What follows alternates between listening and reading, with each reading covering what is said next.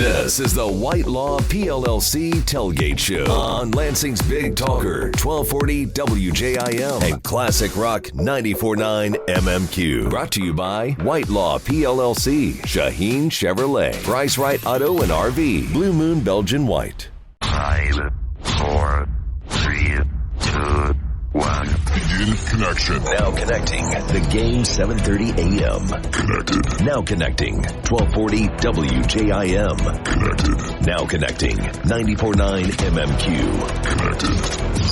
This is the Whitelaw PLLC Tailgate Show on the Lansing Sports Network, the Big Talker 1240 WJIM and Classic Rock 94.9 MMQ. A tradition in Lansing for over 20 years. With your hosts, the Dean of Sports, Tim Staudt, and offensive-minded host, Beanie Howell. Powered by Whitelaw PLLC. Hudson Incorporated, Kia of Lansing and Kia of Jackson, Price Right RV, MSU Healthcare Sports Medicine, Doubting Industries, Schupan and Sons Recycling Industrial Services, Gravity Smokehouse, Chandler's Top Shelf, A to Z Gutters, Alumni Hall, B&M Trailer Services, Meet on the West Side, Jersey Mike's Pizza House, and Gazelle Wealth Management. Now from FanFest at the stadium in the Price Right RV Studios. This is the Whitelaw PLLC Tailgate Show.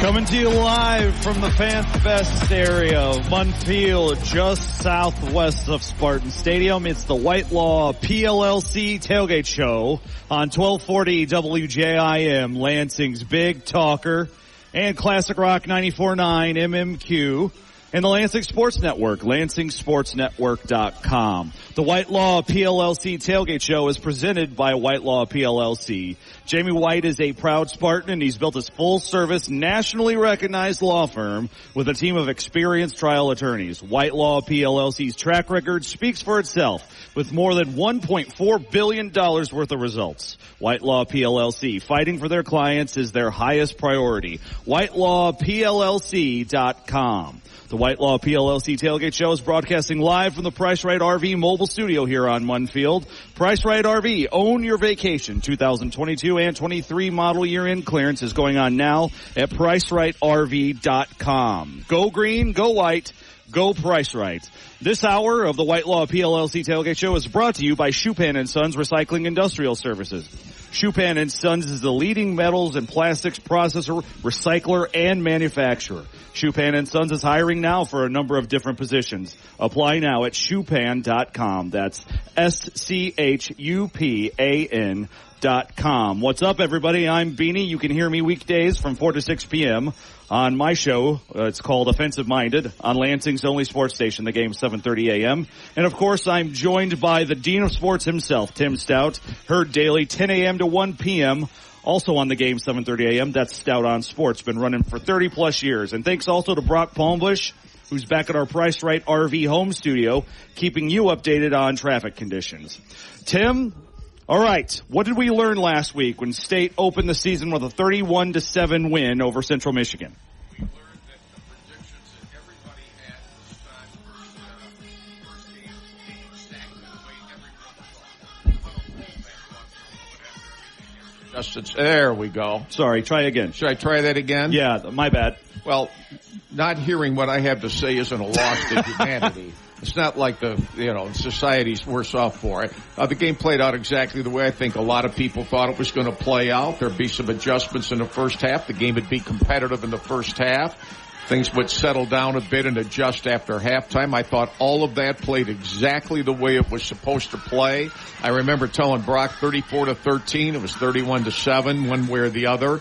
I didn't learn, frankly, much more. To use Dan Campbell's line, it verified what I thought in the first place going into the first game, where you're not going to know much long-term about how the last 10 games might play out. I think the same thing's going to happen today. This, to me, looks like something like 43-6, 45-0, something like that. You can't get some kind of a betting line on this anywhere in America unless you and I want to come up with our own, other than the fact that Michigan State is a heavy favorite in this game over Richmond. But the Saturdays in September in 2023 in East Lansing are pretty good because there are 4 consecutive home games. And by the way, the energy might ratchet up a little bit beginning next week with Washington. These are kind of spring training for the fans here to get ready for next week with a 5 o'clock kick.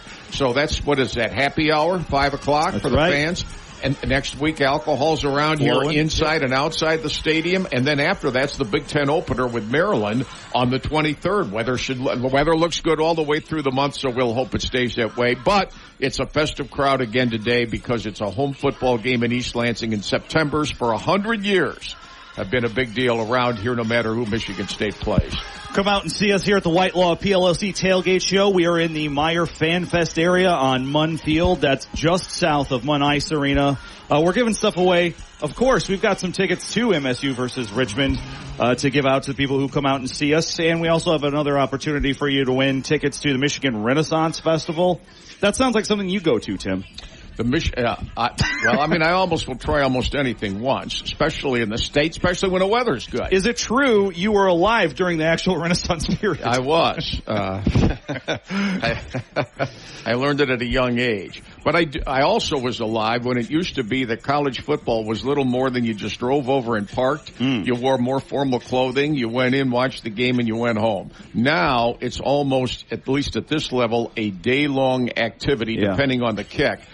I like these 3:30 times better than anything else. I always thought Notre Dame had a great advantage with NBC because their games never started till 2:30 or 3:30. So everybody associated could party all day long. They didn't have to get up at dawn. They could have a fun night the night before without having to get up at dawn. They get the middle of the afternoon, and by the time that's over, it's kind of the end of the day. You have a nightcap, and there go the Irish. That's one positive to the new TV deal here. Not as many noon kicks unless you're Michigan or Ohio State or Penn State, right? Because they're trying to make that the premium spot for Fox. Well, I can't speak for fans, and there are a number of fans that don't like the night games of last week. In fact, there's a big story today making the rounds about Friday night college football, which is going to come more and more and more to the Big Ten. And Tom Allen of Indiana, who was a high school coach of note in Indiana for years before he joined the Indiana staff. His team played last night against another in-state school, Indiana State, and he said you can't hardly find a college football coach in America who wants to play on Friday night. Friday night in America is for high school football. That said, I don't think that's going to change, especially when you add Oregon, Washington, Southern Cal, and UCLA. You can see Friday night games coming on the West Coast that will start at around 10 o'clock after the Michigan high school games are over. I don't think it's really hurt, to be honest with you, Michigan high school football. I think people are going to go to high school games here are going to go. As opposed, how many people didn't go last night because they stayed home to watch either Illinois at Kansas or Indiana State at Indiana? Yeah. But the days in America, with all these games having to be televised, there is not enough inventory, as you know, on Saturday. Sunday's off the chart for the NFL. That leaves Thursday, which we've got. Wednesday and Tuesdays the MAC gets in November, because that's the only place you can put them. But I think Friday night, you're still going to see a number of these games. Michigan State explains away Labor Day weekend, and accurately so, by saying the high schools in Michigan generally play most of those games on Thursday, Labor Day weekend. The Big 12 last year played several games, conference games, in the decisive part of the season on Friday night, and their commissioner, Brett Yormark, who's a very outside-the-box thinker, that's why the Big 12 has survived, while the Pac-2 is dwindling. More on that later. They're playing more and more games on Friday. He wants to put marquee matchups on Friday night as a permanent thing going forward, so I suspect you're right, Tim, that this whole Friday being sacrosanct for high school football is a thing that's going to deteriorate the more we go here, because TV's driving the bus, and the Big 12, which is mostly a Texas product, can we agree? Like a Great Plains area, and certainly Texas. Yeah. If they're playing games on Friday night, well, who else is above that, right? Well, talking with Luana Simon, the MSU president for years, she never liked night games. A lot of the people who come to Michigan State games are not living in the immediate Lansing area, let alone the students. Those who do, well, they're going to get home probably at a reasonable hour. The irony of this was last Friday night for Central Michigan, we left at the 9-minute mark at 31-7, figuring, well, it's good, we'll beat the traffic. That idea was not alone to us. That was the biggest traffic jam. There had to be 25,000 people who left at the same time, realized. So there was a jam getting out at the 9-minute mark. In those types of games, almost anymore, if you stay to the bitter end, you got no trouble getting out of here because everybody, and I think you're going to see that today too, because it'll be around 7 o'clock if you wait to the bitter end, assuming Richmond is hopelessly behind and the backup players are in the game and you're just trying to run out the clock. My guess is around the 6:30 time tonight, you'll see a number of people go, especially from the out-of-town area because you want to get home before dark. So, but I like 3:30. I mean, Yeah, you know, me too. I can remember when. Well, we'll have. I don't know when the first noon is. Maryland noon. Do we have Maryland's kick time yet? 2 weeks from now, we must have. My guess is that's around noon. Or I haven't got one that's assigned to noon. 3:30. Is that 3:30? Yeah, the first noon game, Brock is right. The first noon game with an announced time is at Rutgers on October 14th. Well, that isn't as bad because we're in the studio for that. But I can remember days in November for noon games when we come over here with snowsuits on and snowshoes and come over here at dawn when nobody was here. Because obviously, tailgating at Michigan State or any Big Ten school is a lot dependent on the weather. Well, September's good. People are going to come over here and have a great time. And it doesn't matter who they're playing. And, you know, where we are here at the Meyer Fan Fest. And by the way, we thank Michigan State. They've given us the best facilities this year we've ever had since I've been here. Or maybe that's because you're involved. But at any rate, you know, there are a lot of people on campus already, and many of these people may not even stay for the game. They may be just over here for a picnic and a party, and then we'll go home and watch the game. This is one of those days for sure. I always get a kick out of walking by all these people who put tents up and tailgate to see who has the most elaborate, luxurious setup. And every year they seem to be more intricate. From the electronics involved with not one TV screen, 2 TV screens. I see people with those Elon Musk satellites, Starlink satellites. I mean, it's better than the homes they live in. And then the vans they bring over here. I mean, it's an enormous deal to have a super duper tailgate. We have callers on a radio show during the week, and they had said, well, I've been tailgating over there for 32 years now, and I said, have you missed a game? No, I haven't missed a game. And I said, well, there's been a lot of terrible weather. We got heaters. And it's a way of life for a lot of these people that it isn't just going to the game and hope the Spartans win. It's going to the game and making a big day out of it. And Meyer, of course, is involved with this now because over here these fans have got all kinds of games for kids to play, and it's a day-long activity now, which you really can't do with any other college sport. That's a good point. It's football. It's all football in the fall, especially in September. And Michigan State's first 4 games, just like Michigan, are all home this fall. So let's go to the first home game. We talked about this a little bit last week. What did we learn? Hard to gauge in this part of the season against these kinds of opponents. But I think it's fair to say that, we saw some signs of progress in some concern areas, but we also saw some signs of, growing pains going forward. And I think most glaring, we saw some signs of continued frustration. So specifically, Michigan State's offensive line, which was an issue all last season, mostly because of health, right? And we've heard Mel Tucker say time and again they couldn't even practice right last year because they didn't have enough bodies healthy enough to run practice the normal way. So last week, Michigan State's offensive line, pretty healthy. Nick Samak's an issue, but for the most part in much better shape than a year ago, and still did not get consistent push on a Central Michigan front 7, which, although good by MAC standards, we need to remember is still a Group of 5 opponent with not many players recruited from a Power 5 conference. No, and I think in some ways, ironically enough, the most controversial play coming out of that game was the opening kickoff and the aftermath medically, and I have, in all my years around here, I have never experienced where the university had its medical staff release a detailed news statement of its reasoning for allowing a player who was carted off on the first play to return to play briefly later in the game. And I said to Fred at the time, my guess is there's been some criticism over there, warranted or not. But last night I saw the play for the first time. Oh, really? You hadn't seen it? Hat to hat. Had I seen that the first, because I didn't know how he got hurt. I thought this was something. You were here, right? I was up right over the top of it. Right, I was in the seventh row. It was in a sweep. On the broadcast, it was plain as day what happened. Yeah, no, I looked down, and then all of a sudden we got 6 doctors around this guy, and I thought, I don't know. I mean, is it his knee? Is it his? But usually I'm worried about a guy's spine. And then when I see the cart bring out the bench, the board, and they put him on, I figure, well, the guy's got a spine issue right here. Hopefully he's okay. And I saw him wiggling a few things. But then when I saw first of all, I don't know why it wasn't targeting on somebody. I mean, that was just pure helmet to helmet. How the Central guy came out of that unscathed, given the collision that there occurred.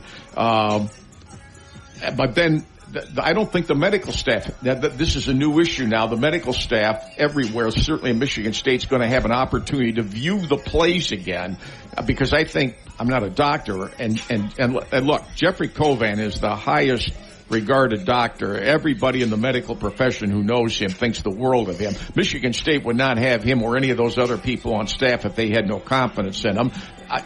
Like he stated in his statement, all of his symptoms and his mannerisms were normal. Right. Okay, but then, he was changed a bit, so they held him out. The next day, as the statement said, he had some mild concussive symptoms, mild. Well, hang on, let's go back a little bit, because a few years ago with this North End Zone expansion, they put in a head trauma unit in the stadium, which is necessary in football nowadays.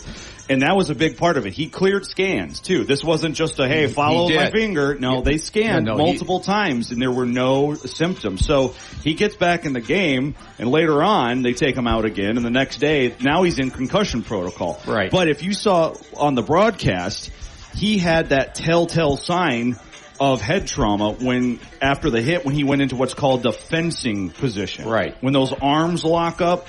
And that's a scary thing, obviously, to witness, and you see it a lot in the NFL, unfortunately. I'm with you.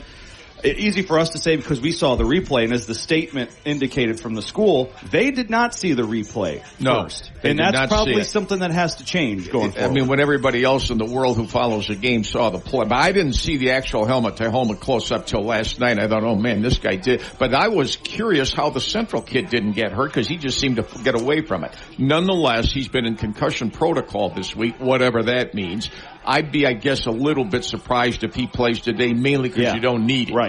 And we're talking, by the way, we should name the kid. Alante Brown. Okay. The transfer from Nebraska. And like they say, all these guys want to go back in and play. Mm-hmm. They're not saying, you better hold me out, unless it's hey, last night in those 2 Big Ten games, I saw a couple of hits that rivaled those hits. The bigger problem to me is I still think the rules makers in college football can't figure out how to deal with helmet-to-helmet contact. Is it just that's the way it is? Is it inadvertent? Is it targeting? Is it a personal foul only? Do you keep him in? Do you kick him out? I don't think this has been solved all the way around the board. So there was a kid last night was it Illinois or it was Kansas. He got kicked out of the game. Yes. And it was helmet-to-helmet. Mm-hmm. There's no question about it. But it was the same type of collision that Alante Brown had with a kid from Central Michigan. And, when those guys look into those video monitors down on the field and get behind the cape and all that, I think, what's going through this guy's head? This guy can determine who wins or loses the game by who he likes or doesn't like. And next week's game. Yeah, because nobody can argue with him. Right, because you do it in the second half, you're out the first half of the next week. You're out the first half of the next week, so that kid's out of the game. I just don't think they figured out yet how are we going to make this uniform across the board. Now, the good news is it looks like Alante Brown's going to be fine. Yep. I don't know. Let's see, 2 hours before kickoff, they have to, now it's new at Michigan State, you must have your eligibility list public. Big Ten doing a little NFL Although they can still say questionable, which means that they literally don't know until they watch a kid warm up. That was an issue, with Kelsey for Kansas City the other night. They wanted to watch him warm up, and he couldn't put any weight on anything, so no, he's out, but they were hoping to have it. So collegiately, it's the same way, and at Michigan State's the same way. But given the fact that Alante Brown is not needed today, and Washington is a whole different type of opponent next week, I would think that focus today is let's play as cleanly as we can. Let's get some backup players into the game. You know what I mean? Let's make this a no-issue game so that everybody's got all hands on deck ready for next week. Yeah. And the next 10 games, for that matter. Yeah, final dress rehearsal before the first true opponent, a measuring stick kind of game against Washington next week. I think that's right. It's mostly just a take care of business and get out unscathed thing. But I do also think this offensive line could really use a game where they impose their will on another opponent, right? And this is exactly what the doctor ordered. And we'll get to that more. I mean, there were 2 4th-and-1s where the line alone couldn't push them out of the way. Not that the coordinators and coaches are helping them, though. No, not that they're helping them. 5 yards back in a shotgun formation. I mean, I'm willing to give them my cell phone number when next time it's 4th-and-1, and I'll call the play, and I'll tell the quarterback, you can call anything you want as long as it's not a handoff into the teeth of the defense, now, if you had a line that can push them all backwards, well, then that's fine. You only need a yard. But they had 4th-and-1 against Central Michigan, as they had how many 4th downs last year in a yard or two and couldn't get it any single time. I think that's an issue. But like you say, and like I've always felt, I don't care how you play against Central Michigan. If you win big, it's expected. If you don't win big, we got a problem. Exactly. I thought Central's biggest hurdle was they didn't have any speed. The quarterback had no speed. He had no receivers with speed. I thought he had speed. The quarterback did. Just to get out of the way. Yeah, pretty elusive guy. I mean, but he could be a special player if he could throw, but they just don't believe in the forward pass for some reason. But I think that's because they can't do it. Right. I mean, they don't have anybody can get separation downfield. The one time they did was the touchdown in the left corner of the end zone, and they had someone wide open on their 4th and goal where he slipped. Remember? There was a guy camped out in the end zone, basically just all by himself. Yeah.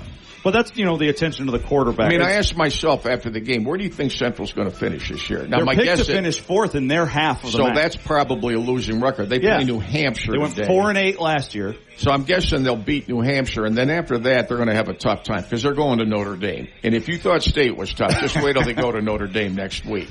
But nonetheless, like everything else, are you going to improve from week 1 to week 2 to 3 to 4 to 5? And that's when attrition starts to come into play. Or do you have younger players who make their mark, who can help us, who we didn't know were going to help us because they hadn't played yet. Now they've played. Now they're going to be an integral part. I can't tell whether State's running backs, and I'm going to do it today. I don't care if one of them runs for 300 yards. He did it against Richmond. Richmond lost to Morgan State at home last week and scored 1 touchdown. Mm-hmm. So I'm not anticipating a lot of drama today. No, but they could use it offensively up front to push someone around and have a big day on the ground, which they didn't really last week. They averaged 4.1 yards per carry against a group of 5. I think the other thing, to your point before you go to break on the offensive line, which I noticed right away, Noah Kim's not physically as big as I thought he was. Right. He's slight of, what is he, 180 pounds? That's 6'2". What they list him as. So I'm really thinking think he's 180 that pounds? Offensive line, when they get up against a defense, and they're going to play some defenses that are formidable physically, can they protect him? He has got to get protected, and it was difficult against Peyton Thorne for Peyton Thorne to be protected fully a year ago. And let's remember, as Chris Solari from the Free Press, who covers Michigan State, points out, Noah Kim, if he were the starter last year, would have far and away been the lightest starting quarterback in the Big Ten. It's something to bring up. And speaking of Kim, bearing the lead there, a shaky start. Boo birds come out. He's spoken in the media this week that actually motivated the guys on the sideline, getting booed by their own fans. Apparently Tucker told them ahead of the game, hey, listen, you start out slow, you're going to get booed. It happened, and it was a cold start, but then right before the half, Central scored to go up 7-3, and it kind of forced Michigan State to loosen up and maybe show more of the playbook than they cared to in the first 2 games. And that brings us to the drive of the game presented by Hudson, Inc. It's time for the drive of the game, powered by Hudson, Inc. So after a frustrating opening 28 minutes, and with CMU having just taken that 7-3 lead, State gets the ball back with 1:45 left. It turns out that was more than enough time for Noah Kim and company. He got to work, completed 4 of 6 passes on the ensuing drive, including back-to-back chunk play receptions by Jerron Glover, capped off by a touchdown run from the newcomer Nathan Carter, the UConn transfer. Let's take a listen. Sound courtesy of Fox Sports 1. The crowd may have wanted a flag for a late hit, not to be in. This one is going to be caught inside the 5 by Glover again. He's got it at the 3. By Glover, it's the double move, right? We used to call it the Dino. The out and then the up. He gloves that one really fast if I were him.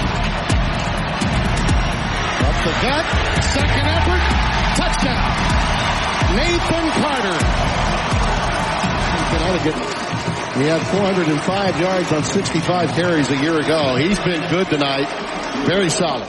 The drive covered 84 yards in 7 plays and took just 57 seconds and finally got MSU's offense cooking en route to a 31-7 season opening win over those seemingly always hanging around Chippewas. Before that drive, Tim, Kim was just 3 for 11 with 29 yards on the night. He overthrew some passes. He had some guys open. I can't judge all these guys till I see them play the talent that they're going to have to compete against to have a successful season. Agreed. And that begins next week. Agreed. But obviously the urgency of that moment got him into a rhythm, and that helped. And he started dropping some nice dimes, although, like you said, against a group of 5 opponent. But I think he had 3 great catches by 3 receivers. When they lost Coleman and they lost Jaden Reed, I thought, everybody thinks this. But I said, the 3 guys they've got around him, those guys are good athletes. They have experience. They had success at times last year. And I thought, frankly, the touchdown passes that State had were more the result of the receiver making a good catch as opposed to how could he drop that thing? It's right in there. I don't know. He seemed I thought he was pretty accurate. I was impressed. He's a better thrower than I thought. And his best throw, I thought, was not a completion. The Hail Mary attempt just before time expired in the first half. A Hail Mary, a guy usually launches it up to scrape God's toenails, right? He threw a 60-yard Hail Mary on a line. I mean, it was beautiful. And they had a chance at it. Hit the guy in the chest. He just misjudged it. Glover again. So Kim finishes the night 18 for 31, 279 yards through the air, 2 touchdowns, no picks in his first ever collegiate start. And that was a huge possession, which is why it's the drive of the game here on the Whitelaw PLLC Tailgate Show, brought to you by Hudson Inc. Hudson Inc. It's time to gear up for fall with a John Deere compact trailer from Hudson. 0% financing for 84 months on select tractors at Hudson Inc. Hudson Inc. has 19 locations in Michigan, including 4 right here in the Lansing area: Charlotte, Mason, Portland, and Williamston. Visit Hudson Inc. online at HudsonInc.com. As we go to break, I want to say thanks to our sponsors here on the Whitelaw PLLC Tailgate Show, which is also brought to you by Kia of Lansing and Kia of Jackson, Price Right RV, MSU Healthcare Sports Medicine, Doubting Industries, Schupan & Sons Recycling Industrial Services, and Gravity Smokehouse. We're back with more Whitelaw PLLC Tailgate Show live here from Munn Field after these words.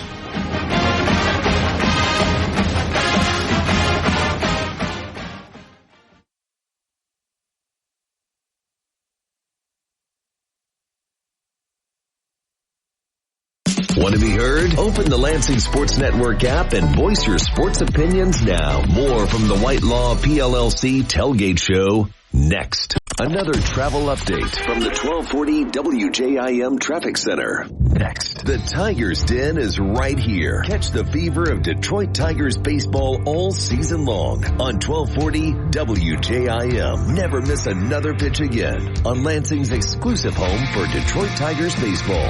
1240 WJIM, the flagship station of the Lansing Sports Network. Find game times and more in the Lansing Sports Network app. Brought to you by Whitelaw PLLC. Let Jamie and his team take the fight off your shoulders with whitelawpllc.com. It's another game day travel update from the 1240 WJIM Traffic Center. Here's Brock Palmbush. No backups or accidents to report at this time. Traffic, you can expect delays right around the construction areas. 496 both directions between Lansing Road and Grand Avenue. That construction is going to continue until November. Also, going in westbound westbound 96, that is, between Weberville and Williamston. And also, traffic, you can expect slowdowns at some point on 69 going westbound between M52 and 127. That's due to construction at the Peacock Road exit.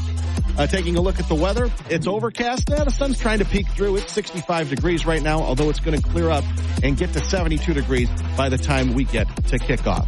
Game day traffic and weather brought to you by Kia of Lansing and Kia of Jackson, home of the $3,000 minimum trade.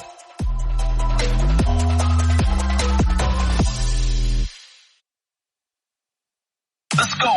This This is the Whitelaw PLLC Tailgate Show on the Lansing Sports Network, the Big Talker 1240 WJIM and Classic Rock 94.9 MMQ with your hosts, the Dean of Sports, Tim Staudt, and offensive-minded host, Beanie Howell, powered by Whitelaw PLLC. Now from FanFest at the stadium in the Price Right RV Studios, this is the Whitelaw PLLC Tailgate Show. Coming to you live from the FanFest area of Munn Field, just southwest of Spartan Stadium. Welcome back to the Whitelaw PLLC Tailgate Show here on 1240 WJIM, Lansing's Big Talker, and Classic Rock 94.9 MMQ. Also on the Lansing Sports Network, lansingsportsnetwork.com. This hour of the Whitelaw PLLC Tailgate Show is brought to you by Schupan & Sons Recycling Industrial Services as we broadcast live from the Price Right RV mobile studio here on Munn Field. Can I ask you a question before we start this segment? Yeah. Which of the following two scores is the bigger shock to you at the moment? 1 minute to go in the first quarter. National champion Georgia, nothing. Ball State, nothing. Consider that. Or 6 minutes to go, first quarter, Columbus.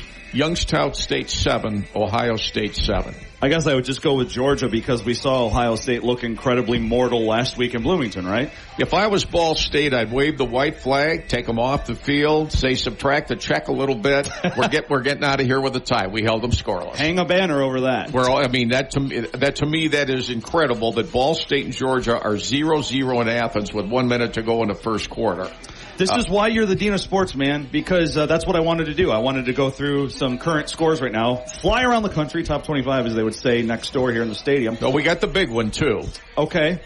Let's talk about it. Nebraska, Colorado, no score with 3:57 to go first quarter. Colorado's got the ball at its own 47-yard line. And Beanie told me, I wait till Brock hears this, you picked Nebraska to win that game. I did. Just telling you, Coach Prime's got receipts on that. I know he does. And wow, can we talk about what an embarrassing circus this has become? He's lecturing reporters in the press conference for not drinking his bathwater. Look, I understand the guy is basically a professional wrestler come to college coaching. It's a cult of personality thing. But what are we doing anymore? Like, he's up there scolding Ed Werder. Ed Werder's like 80. I don't even know if Ed Werder knows who Ed Werder is. Part of the shtick. But Deion Sanders, he knows. You didn't believe. I saw what you wrote. Do you believe now? And Ed Werder said, no, I'm a reporter. And he said, you still don't believe. Next question. If Deion was here, I'd point out about 6 people that are in those press conferences here, and I'd say, Deion, get after that one, that one, that one, that one, that one, and that one. I love the guy. Well, okay, that's fine. I think he's good for college football because it's a story and it's interesting, and I'm all for that. But what do we do? It's reached comical levels, and I'm watching Big Noon Kickoff, and then when I'm heading in this morning, I'm listening to it on the Sirius feed. Dude, it's Fox's Big Noon Kickoff presented by the Kremlin. It's propaganda level coverage, and every time there's any college football talk show, whether it's Fox or ESPN, it's like Deion Sanders' bathwater is being served exclusively as the on-tap beverage. But for all of the criticism that guys like Saban and Kirby Smart and Jim Harbaugh get, and they win, and here's a guy that takes over a 1-11 team, blah blah blah. He comes from a background of a minority school, gets success there, helps these players and all that. Okay, so how many people in America who follow college football who have absolutely no interest in the University of Colorado aren't rooting for this guy? Everybody's a Colorado. I'm a Colorado fan. Snoop Dogg's a Colorado fan. And look at Terrell Owens is on the sidelines there among everybody. Colorado went a year ago from barely having enough people to sell season tickets. Today, those things are scalped at about $2,000 for the home opening game. And the guy doesn't cheat to do it. That's the other classic. Well, but not that I know of. You don't need to do that anymore. It's legalized. And Deion, by the way, they signed him without having the money to do it. And the AD just said, I know we'll get the money. And they're right, because somehow the Colorado donors raised almost $3 million to pay the rest of his deal. That is just shocking to me. But I'm support whatever. I mean, if it works on the field, great. I'm just saying I don't know if it will yet. And I'm not going to wear a Deion Coach Prime jersey like every broadcaster in this industry yet. Sorry. But it's clear that America's college football schools and administrators are going to be very careful to watch how how this plays out for him. The thing he did was he used the transfer. He looked at who he had. And, look, the guy was a great player. He said, man, there's a reason you're 1-11. With the way the game is, if the game didn't have the portal and NIL, I don't think he'd have a lot of those guys. Okay, but that's the state of the game today. For sure. They're all watching to see. Now, look, if they win today, and it's still nothing, although they're at the Nebraska 45. But if they win today, they got Colorado State next week. So if you assume that they're 3-0, okay, then they Hold on, though, Tim. That's bitter, like Michigan State. Yeah, but Colorado State's awful. Well, Colorado. They're awful. But then he gets Oregon and Southern Cal. Okay? So now, but you realize the network that gets the Colorado-Oregon game, and any other year, Colorado-Oregon, nobody sneezes at. And any other year, Colorado-Southern Cal, nobody pays attention to. Look at this year, the interest those games are going to have. If he loses today, that'll take a little luster off the rose, because if you saw Nebraska play Minnesota, it was the same old at Nebraska. Same old. Well, that's why I picked Nebraska, because I believe you're going to see on the field today an actual bona fide proven college football coach who is really good at what he does and excellent in-game and on the field and X's and O's against a glorified cheerleader marketer. And I'm not saying it won't work, because that's where we're headed. Like, the coaches are turning more into like these CEO marketing types of college football programs. I just texted Coach Prime, because he and I are tight, and I said, Prime, you ought to hear what I'm listening from this guy next. I'm going to get you all the receipts on him, so that you can deal with this in your own way, with your own people moving down the road. I would pay good money to just be a fly on the wall in a Tim Staudt, Coach Prime conversation. By the way, did you hear his... It'd be like listening to someone speak Chinese and Greek. Did you hear his pregame pregame speech to today? The players? Yes. No, last week. Oh, yeah. It wasn't long. It wasn't Rockney. But I'll tell you what, I was ready to strap it up and go. Yeah, you would run through a wall for Coach Prime? I was ready to go for Coach Prime. But would you switch your insurance to Aflac, too? Look, I'm not saying it's not going to work. I'm just saying I need to see a little bit more before I start cheering for the guy like I'm a Colorado fan. I'm ready to fire Kirby Smart. Georgia is the end of the first quarter, and Georgia can't score against Ball State. And by the way, they might miss this Stetson Bennett. They might miss this. If Georgia can't score at home in the first quarter against Ball State, is there hope for other schools in America for the national? Does that give hope to Michigan? Does that give hope to Michigan? Well, for sure. Let's continue down the scoreboard here, okay? Update in Columbus. Ohio State has taken a lead 14-7 with 1:20 left in the first. Well, you can only hope to contain the Bucks. You can't stop them. And let's move on to Penn State, Delaware. Yes. Have you got that one? The best team, top to bottom in the Big Ten. I'm talking about the roster. I don't know if it'll shake out that way in 3 months' time. The number 7 Nittany Lions are up 13-0 with 2 minutes left in the first quarter over the Blue Hens of Delaware. Now, will this be the first of 2 times that Penn State beats a blue and yellow team with the wing helmets in state colleges here? Well, that's a big one coming up. And Notre Dame's kicked a field goal. It is late first quarter. They're at my son's at that game today. North Carolina State, Notre Dame 3, North Carolina State nothing. I laid the points on that one. It was up to 7.5. I just think, Notre Dame's obviously really good, and that quarterback knows NC State intimately, as he's, he threw for like 1 billion yards in the ACC. I'm not saying you're wrong, but you're the first person I've heard after asking 10 million people who'd you pick for Colorado, Nebraska today, and they all. By the way, I can't believe that game's a 3.5-point line. Well, that's why I picked him. It was down to 2.5 yesterday, and then this morning I saw it at 3. Is it back to 3.5 before kickoff? It was 3.5. By the way, that's what I got it as. Have you seen Colorado's campus? Yeah, Boulder's awesome. It's as gorgeous a campus as there is in the United States. I mean, we were there, 2 summers ago, and we were just touring Colorado. So I said, let's go up to Boulder because it's a suburb of Denver. But when I saw that location, I said, how do these guys not get every player they ever want in a world where it's pay me what you're going to pay me or I'm going elsewhere? But that campus, and the stadium's got a lot of ambiance to it because it's an old stadium. But the mountain views outside of that thing are amazing.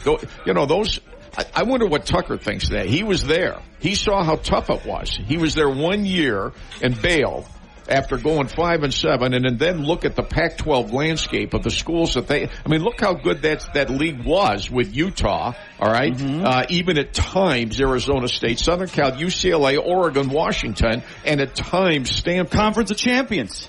Well, what were they? 13-0 last week. In that wild, they're in the swan song year. They're the first ones to go 13-0 last week. But that's part of, to me, what's the great part of college football. There's so many things, so many storylines every single week. Every week there are great storylines, one way or the other across the board. My favorite storyline in week one was watching Utah just destroy Florida, and every break there was a commercial about the Conference of Champions.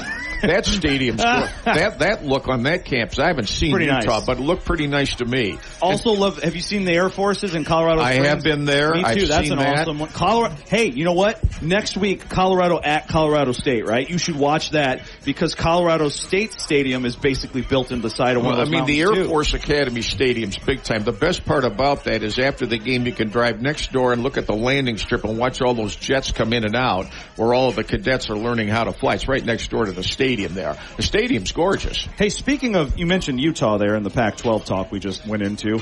Number 12, Utah is scoreless at 0-1 Baylor, and the first quarter has 8 seconds left to go. Baylor losing at home to Texas State last week. Yikes. Let's move on. More Big 12 scores. Number 15, Kansas State is up 7-0 over Troy with about 3 minutes left in the first quarter.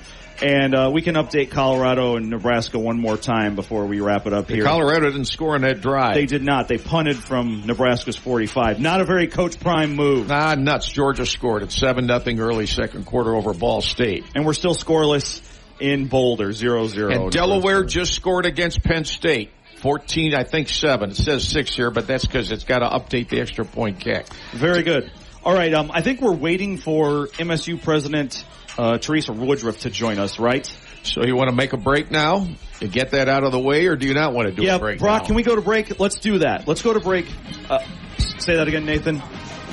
Oh, we'll go to break then. Yeah. We'll take a break here on the Whitelaw PLLC Tailgate Show, but before I do, let me remind you of some more of our great sponsors here. We want to thank them. Chandler's Top Shelf, A to Z Gutters, Alumni Hall, B&M Trailer Sales, Meat on the West Side, Jersey Mike Subs in Okemos, Pizza House, and Gazelle Wealth Management. We're back with MSU President Teresa Woodruff on the Whitelaw PLLC Tailgate Show after these words.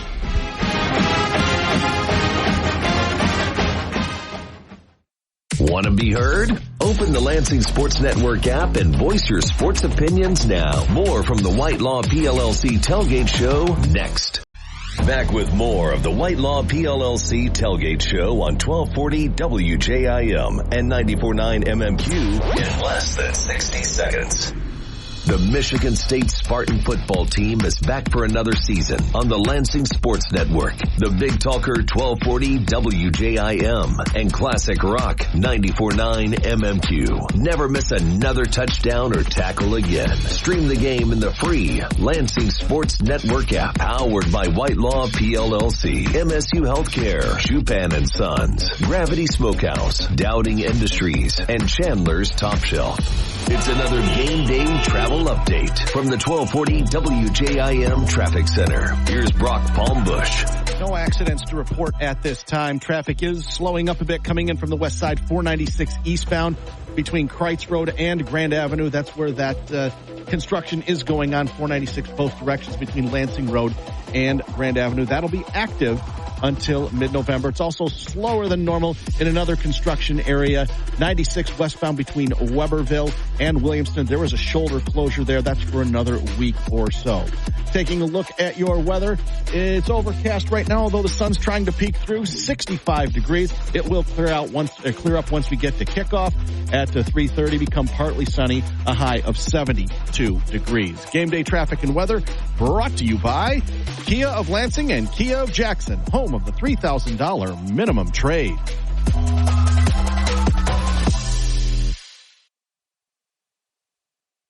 This is the Whitelaw PLLC Tailgate Show on the Lansing Sports Network, the Big Talker 1240 WJIM and Classic Rock 94.9 MMQ with your hosts, the Dean of Sports, Tim Staudt, and offensive-minded host, Beanie Howell. Powered by Whitelaw PLLC. Now from FanFest at the stadium in the Price Right RV Studios. This is the Whitelaw PLLC Tailgate Show.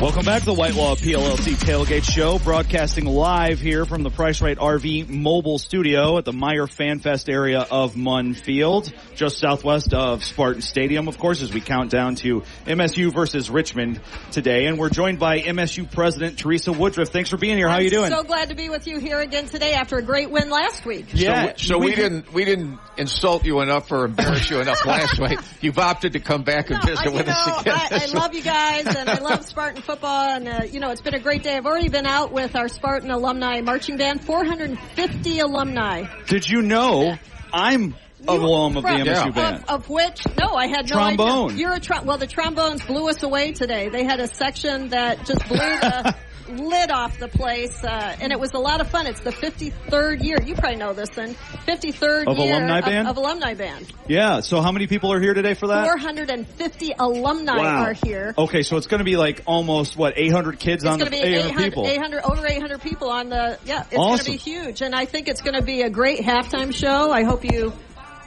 be able to see it, won't you? Yeah, it's on YouTube as well afterwards, right? Yeah. So. Do you have to schmooze it in your position with any officials or administrators from the visiting team, whether that's Central Michigan or Richmond? Sure, Does Richmond have any people here today? They don't. We reach out. I reach out to the presidents of everybody who's coming to town, and so we had the president of Central Michigan here last week, and we reached out to the president of Richmond to invite him to be my guest, and I'm happy to do that.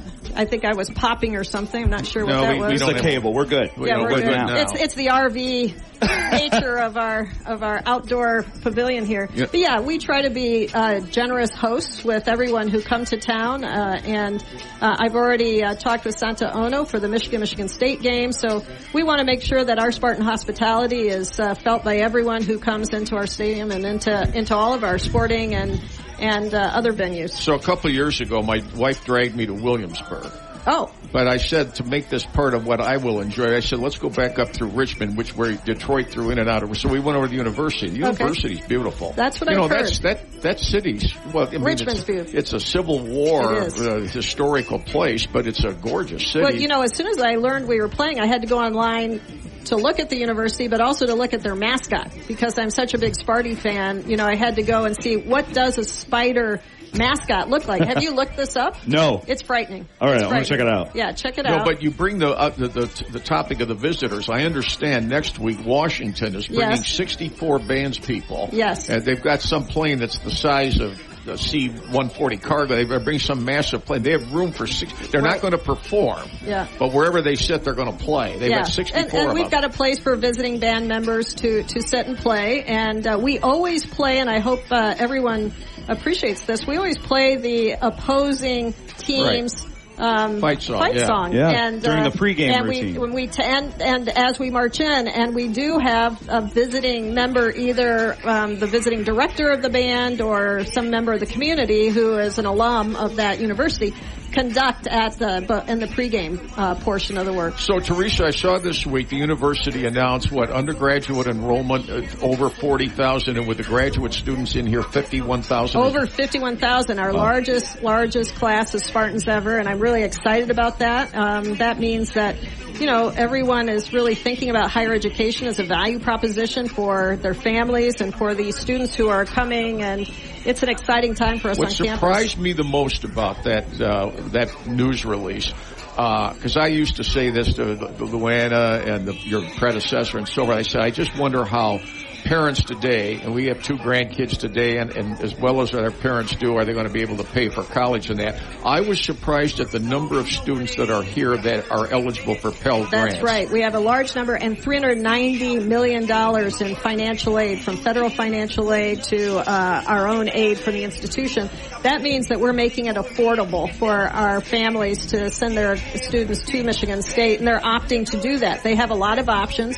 As you know, the Common App allows you to put your application all across a variety of different kind of universities and college settings. And so students and families are looking for what's right for them, both from a financial point of view, but also from an educational, we hope, point of view. And I think I forgot the number of different countries the enrollment here this fall, they all come from? 143, is that what it is? Yep. And do they all come from 50 states or close to it? Yeah, we're close to 50. We're at 50 states for the entire class, for the 51,000, and all 83 counties of the state of Michigan. Cool. So that's also a really important part of this, and we're the top draw for Michiganders to come. And who decides how many students should be enrolled in any given year? Well, that's a conversation with the provost and the president in the spring of each year. So we begin by looking at the academic offerings, the number of faculty, the number of advisors. As you know, we put in, and I think we talked about it at some point, we've put about $2 million into academic advisors. We're moving toward a 1 to 400 advisor to student ratio. We were at 1 to 2,000. We want to make sure that our graduation rate meets the needs of the incoming class. So we want to make sure that all the enablements for these students is available, including advising. So we think about all different aspects of academics. You know, this health and wellness center that we open, we put the shovel in the ground on Thursday, I think, or Friday. I'm forgetting which day, but that's a part of what we're building to support the mental health and the well-being of all of our students. So we get together in the spring to identify what we believe is the right number to target, and then we go out and do our enrollment with John Ambrose, who's the director of admissions at Michigan State. So it's an adjustment a bit for fans today with metal detectors now being used in Spartan Stadium. They've been at Breslin Center. They have been. So and sometimes and they've been at other venues on campus.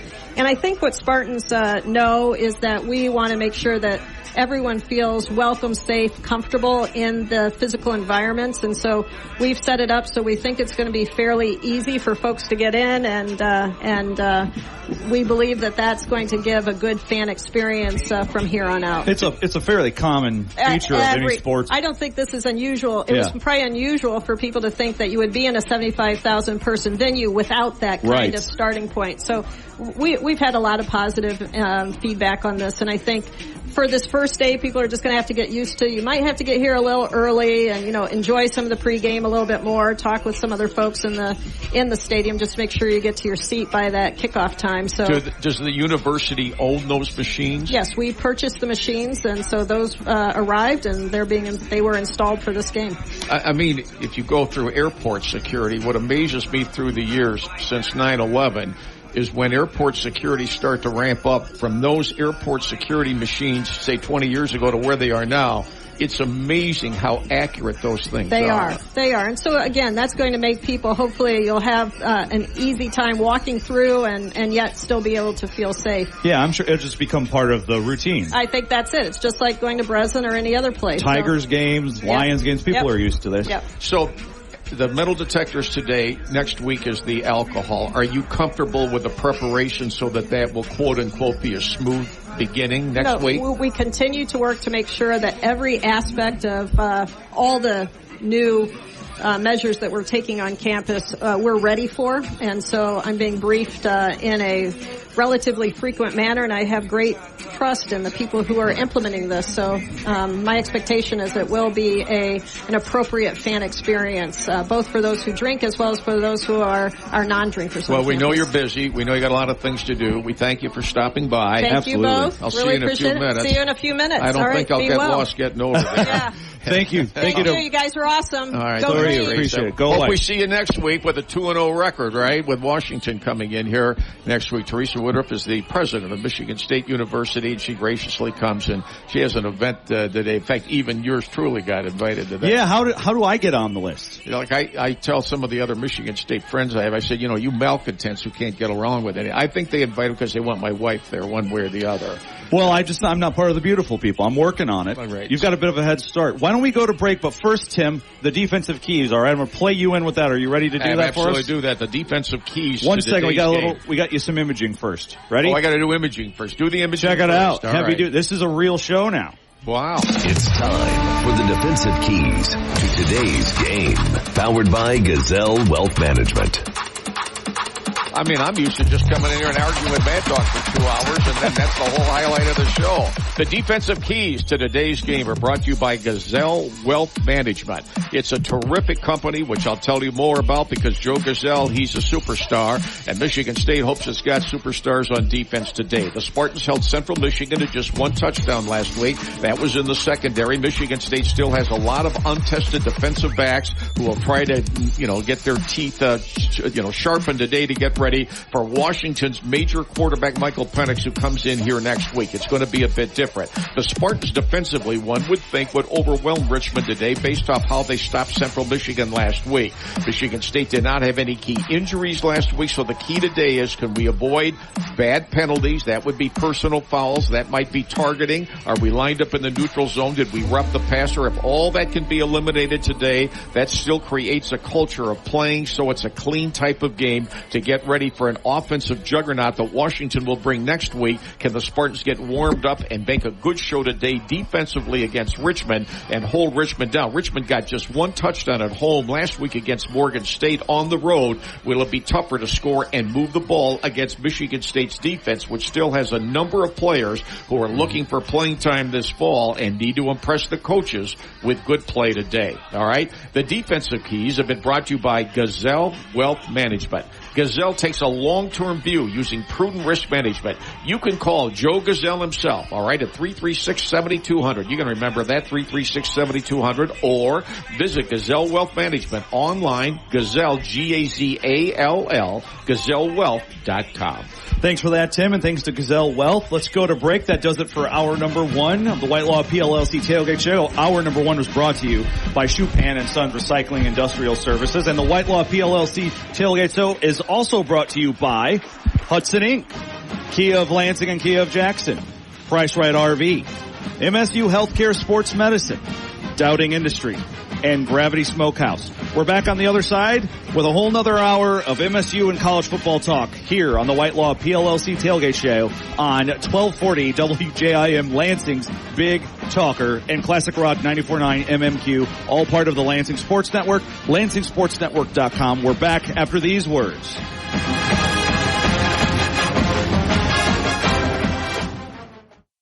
Want to be heard? Open the Lansing Sports Network app and voice your sports opinions now. More from the White Law PLLC Tailgate Show next. Lansing's Big Talker, 1240 WJIM Lansing and Classic Rock 94.9 WMMQ East Lansing, Town Square Media Stations. Another travel update from the 1240 WJIM Traffic Center. Next, it's another game day travel update from the 1240 WJIM Traffic Center. Here's Brock Palmbush.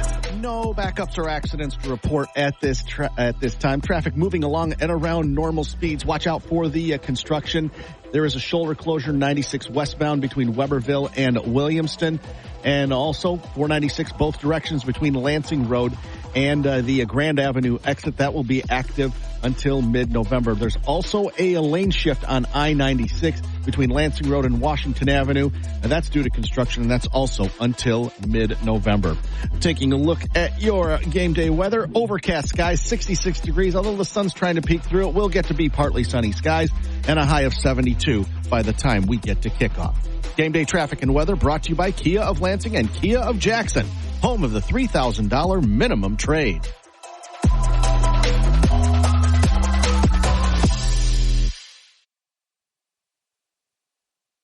5, 4, 3, 2, 1.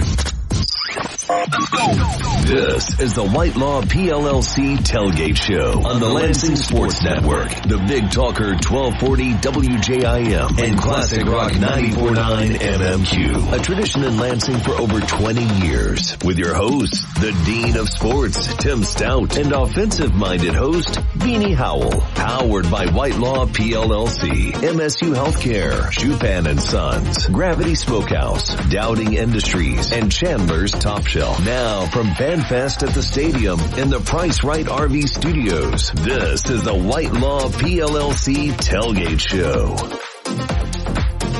Thank you, Voice of God Guy. Welcome back to the Whitelaw PLLC Tailgate Show on 1240 WJIM, Lansing's Big Talker, Classic Rock 94.9 MMQ, and the Lansing Sports Network, lansingsportsnetwork.com. The Whitelaw PLLC Tailgate Show is presented by Whitelaw PLLC.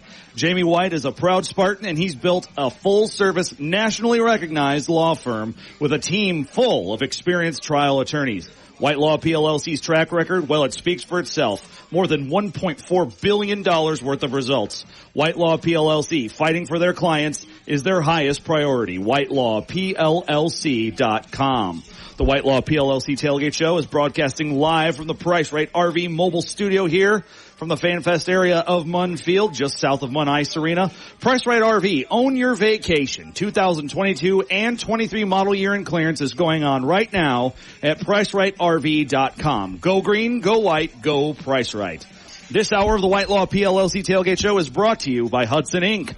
It's time to gear up for fall with a John Deere compact tractor from Hudson. 0% financing for 84 months on select tractors at Hudson Inc. Hudson Inc. has 19 locations in Michigan, including 4 right here in the Lansing area in Charlotte, Mason, Portland, and Williamston. Visit Hudson Inc. online at Hudson Inc.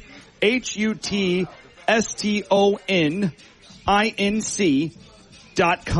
I'm Beanie. You can hear me weekdays from 4 to 6 p.m. on my show Offensive Minded on Lansing's only sports station, the game 7:30 a.m.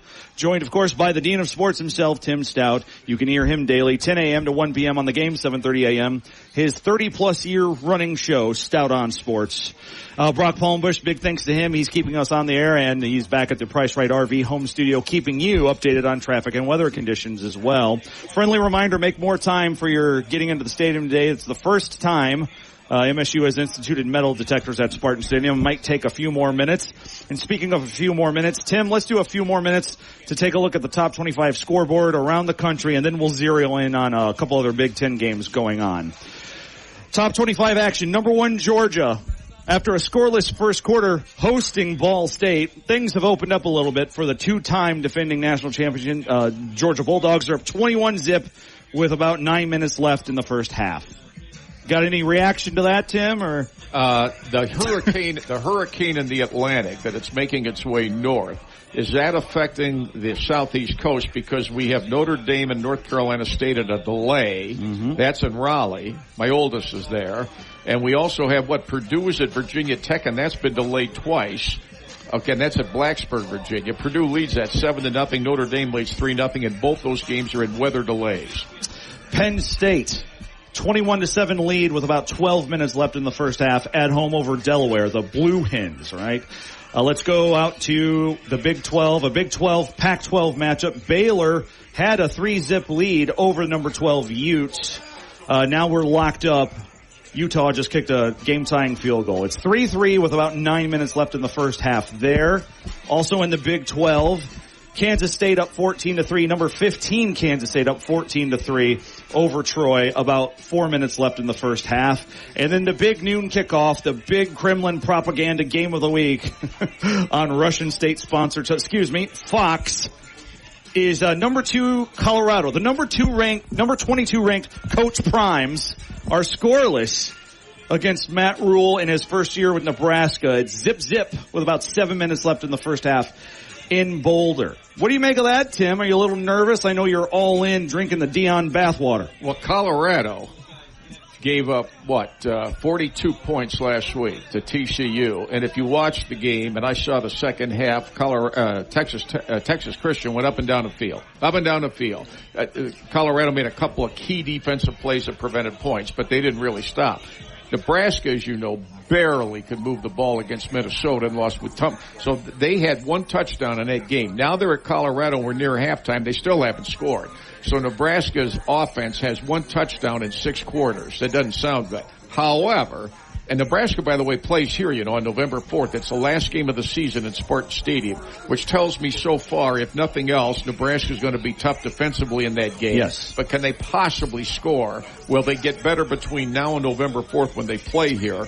Because they got deep into Colorado territory. I don't know what happened. They didn't score. So anyway, but Colorado's already kicked the ball back, and Nebraska has it 1st and 10 at its own 29. So it looks like that's going to be a low-scoring game, which surprises me from the standpoint that the quarterback for Colorado threw for 510 yards last week and broke 9 school records in one game against the team that played for the national title, which to me is still the miracle of college football recently, is the Texas Christian. Thank you, Michigan, played for the national title last year. And virtually every name from that national championship game qualifying team is gone. Well, the quarterback, yeah. The top receiver, Quentin Johnston, is in the NFL. The top running back is in the NFL. Much of their defense, which wasn't anything to speak of anyway, in the NFL now. It looks like they miss them, one way or the other. It looks like for sure, but it's also the Big 12 where defense optional. Okay, so Michigan State plays at Indiana, and I think it's week 11 in November, so Indiana's home lesson. Boy, that crowd was a little lean.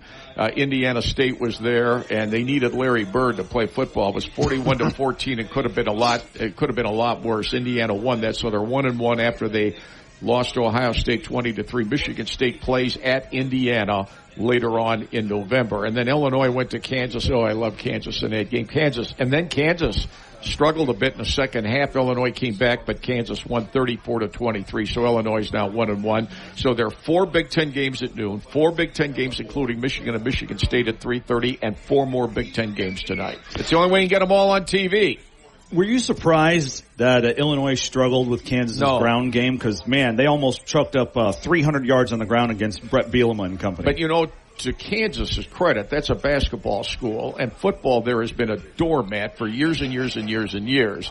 And last night, on a Friday night, with a revitalization in football for them, and partly because of the portal, partly because of NIL, they had 45,000 people there for Illinois last night. I mean, they had a noisy crowd last night, and they're now 2-0.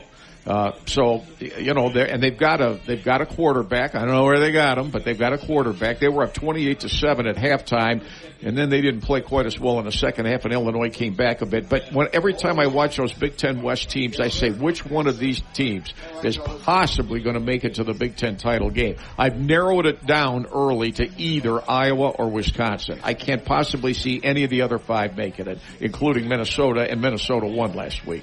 And they got Eastern Michigan tonight.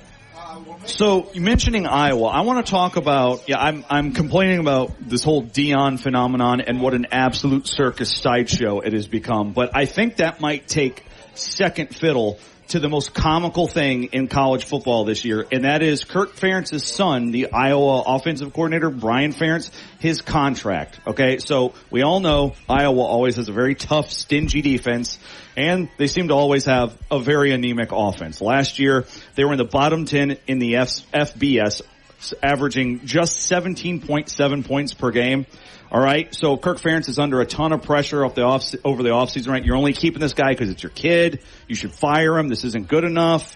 So what did they do? They reworked Brian Ferentz's contract. Tim, I have never seen something like this. This is an absolute joke. It reads like an Onion headline or Onion story. In order for him to keep his job beyond 2023, Iowa must average 25 points per game on the season, and they need to win at least 7 games. If either criteria isn't met, his contract is terminated and he's out of a job.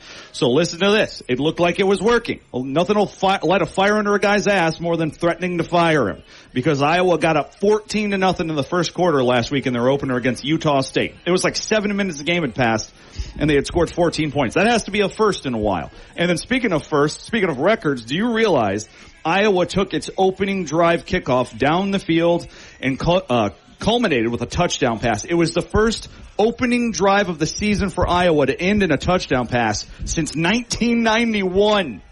That kind of puts it into perspective, doesn't it? Well, to your point on the contract, that clearly could not have been approved by his father. All right, so that has to come from the university, and if his father can't dictate the terms of contracts for his assistant coaches, Houston, do we have a problem? Well, I mean, I think that speaks to how bad the offense has been, because Kirk Ferentz is as much of an institution there as any coach anywhere in America, right? He's been there forever. He's the elder statesman in the Big Ten now. And the fact that Iowa's powers that be told him, hey, this is a problem. We're going to rework your son's contract. I think that just speaks to how awful things have been. And by the way, not off to a good start, because even though they scored 14 points in 7 minutes, they held on to win 24-14. So they're behind the 8 ball. He only scored 24 points. He needs 25 per game. I saw some of that because they wanted to see how Cade McNamara looked with an Iowa uniform compared to how he looked in a Michigan uniform. Before I get to that bulletin. Colorado 3, Nebraska nothing with 4 minutes to go before half. You know what, though? Bulletin. They ain't covering. Well, I didn't cover it yet, but Colorado is on the board 3-0 against Nebraska. Hold on, though. I need to go back. I need to pin you down on this because you've been doing this for 50 plus years. Have you ever heard of something as Mickey Mouse Sideshow as a college football offensive coordinator's contract being tied to how many points they average on the season? Well, what I don't understand is why is it the head coach being the one that dictates the terms of contracts? Because he's compromised. Conflict of interest. That's why. Clearly he only has the job because of his last name and who his dad is. I mean, it sounds to me as if the athletic director and the head football coach aren't on the same page now. Yeah, but that can work. It's worked pretty well at Michigan the last couple of years. Those two guys don't even speak to each other. They got like a Simon and Garfunkel relationship. Well, we'll keep our eye on that one. Nick Reeser is here, a member of Michigan State's athletic staff. We had a chance to visit with Nick on the radio earlier this week. 19 years. He was a superstar of the Lansing Lugnuts. Michigan State asked him to come to the athletic department and join the staff. Nick has a large part and a large role in creating the Meyer Fan Fest, which is on the Munn Field right outside Munn Arena, which is populated again today as it was last week for the game. I mean, it's completely separate from the football game itself, but gives fans and young fans something to do. Did you know when you joined Michigan, and how long have you been on the staff here now? Well, this will be my 4th season. I started right before COVID. And what year is this for the Fan Fest by Meyer? Oh, probably the 8th or 9th Okay, season. so it was here when you got here. Yep. Has it changed very much through the years? Yeah, we continue to evolve like we try to do with everything as we, set something up, learn about it, get some feedback from fans and make it better. So yeah, the DJ, for example, and the music, that was new last year. We started adding food trucks and a lot of the different desserts and things. A lot of the activation and things is kind of the basics of what we've done, but it's just a great opportunity for the family to come out and have some fun. A lot of games, a lot of different activities. It's just a fun experience as you're out tailgating and, you get a little stale of sitting around your car, then come on over here and check it out, and lots of stuff to do. And you did a great job of that and more with the Lugnuts for all those years beforehand, so you clearly know what you're doing. I'm wondering, do you feel like in this industry, similar but different college football from minor league baseball, does college football feel the same kind of pressure minor league baseball does to make the in-game experience and, compete with TV? Because that's the real issue, right? Yeah. I think it's completely separate beast, to be quite honest. I think your minor league baseball is more of your, it's not necessarily about the sport. It's more about the entertainment. It's something to do with your families. Where I think, Michigan State and the athletics, there's a natural fan base built in, right? To add to that, we just really try to add a good time. We're not trying to build fans. Of course, we always want to attract more fans, but it's not about trying to get that fanship. It's about, hey, what else can we do to enhance it? Let's make it better. We know we got a huge contingency of state fans. What can we do to make their game day experience even better? And that's a big part of what Meyer Fan Fest is all about. What involvement was required from the Michigan State Athletic Department with the Big Ten Network here this morning with its live show? I would imagine quite a bit, but we've been a little bit separate from that. These guys they got a road crew that come in and do this. They're just outstanding. They came in yesterday and set everything up. But we loosely allowed the space and let them come in here, and obviously we want those types of things. It's just better activation, better enhancement again, as we talked about. It's just a cool thing to come out and see, and be able to see a live TV show taking place right here is just a cool experience. So what else is Michigan State having you doing? And is a lot of it marketing related? And was it interested in you, frankly, because they observed, like Beanie just said, a lot of what you created with the Lugnuts? Because no one, in my opinion, in sports, needs to have better marketing ideas across America, perhaps than minor league baseball. Fair to say? Absolutely. As I was talking about, minor league baseball, you're really trying to get families to come and have a good time. It's not about selling baseball or the sport. Where here it's obviously all about the sport. And I think I was just, when I applied, I was like, oh, great, here's a guy that can come in and do this. I don't know. So, I had known the staff here before I came over, so it was kind of an easy connection, and it was pretty seamless, actually, and I was pretty lucky and fortunate. I love this market. I love Mid-Michigan. I just realized not too long ago that I've lived half my life now in the state of Michigan, so I think I'm officially a Michigander, and I was really excited to be able to turn right as opposed to turn left, stay in my same home, keep my kids in the same school, and not have to relocate. Because most jobs in sports, you're traveling all over the country, and I got really lucky to be able to stay in the same market and work with a lot of the same folks that I worked with before. I mean, we have a lot of shared partners with the Lugnuts, so it was a seamless transition for me, and I think for the team here as well. And how many marketing ideas, if any at all, does Michigan State try to create for the other sports besides football, which is obvious? Yeah, I mean, I think there's a lot of initiatives around that. I mean, obviously football, men's basketball, women's basketball. I mean, there's so much sports that are growing here. I mean, take volleyball, for example, moving over to Breslin last year. Just a great exposure for that program to come in and be able to play in a bigger stage. But there's a huge marketing staff here that does a phenomenal job of really trying to continually learn, get feedback from fans. What can we do to enhance the experience? You'll see a lot of changes at game day that has taken place over the last year or two. It's been intentional. I mean, we realize that even though I talked about there's already the built-in fanship, you really want to make sure that they're, enjoying themselves and really taking that evolution of how a fan experience can happen. So that's really what the marketing team does, and this is a big part of it. But, also when you're in the venue and you're in a game and you're watching the game, how else can we make that game day experience even better? Yeah. You guys have done a great job. Just like you did it, it's no surprise with what you've done with the Lugnuts before this as a general manager. So. Well, and I don't want to take, my job is really working with the corporate partnerships and a lot of the sponsorships and activations, a lot of what you see here. We have a whole separate marketing team that really does the in-game experience. So I don't want to take any credit for that. They do a great job. We work closely with them to implement a lot of our partners' activations, but there's really a whole staff that dedicate their time. And it's not only in venue, right? It's all the digital social media campaigns and websites and all the, all access programs and those types of things that the marketing team and Spartan Vision do an unbelievable job of. Second to none, in my opinion. I mean, our Spartan Vision team they've won Emmys and tons of nominations and tons of awards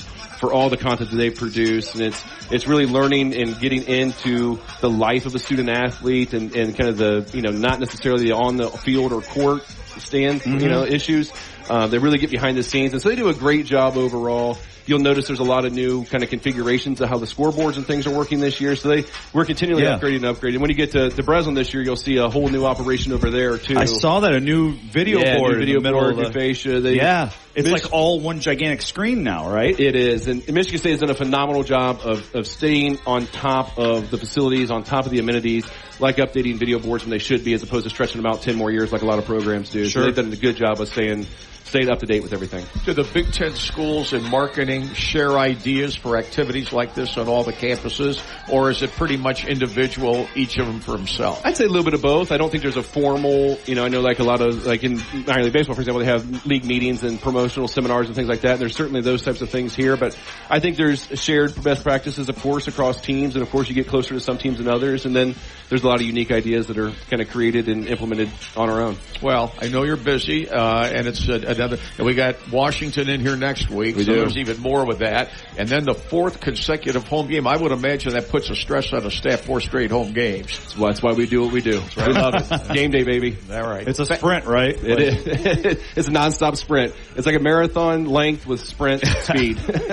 Nick, thanks for stopping by. Thanks for having me. Thanks for taking care of us. Nick Reisler, who's from Michigan State's athletic department, and we've known him for a long time, his 19-year run with the Lansing Lugnuts. Have a great game today, a great day today. Where else are we going today? Okay, you're listening to the White Law Tailgate Show. So next week with a 5 o'clock, I don't ever remember a 5 o'clock kickoff for a home Me neither, but this game. Is the first year Peacock will have. Is it just coincidence that 5 o'clock's happy hour in America and alcohol's here for the first time next week? It is serendipitous. As we go to break here, we'll come back, get some more scores to you. We need to do the stat of the game on the other side too, and some offensive keys. But we need to talk about the opponent a little bit.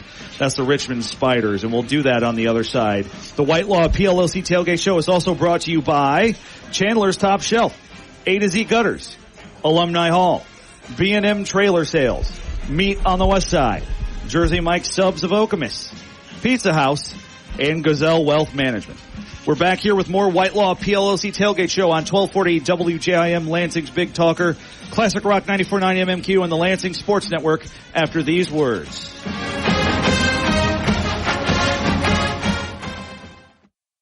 Want to be heard? Open the Lansing Sports Network app and voice your sports opinions now. More from the Whitelaw PLLC Tailgate Show next. Another travel update from the 1240 WJIM Traffic Center next.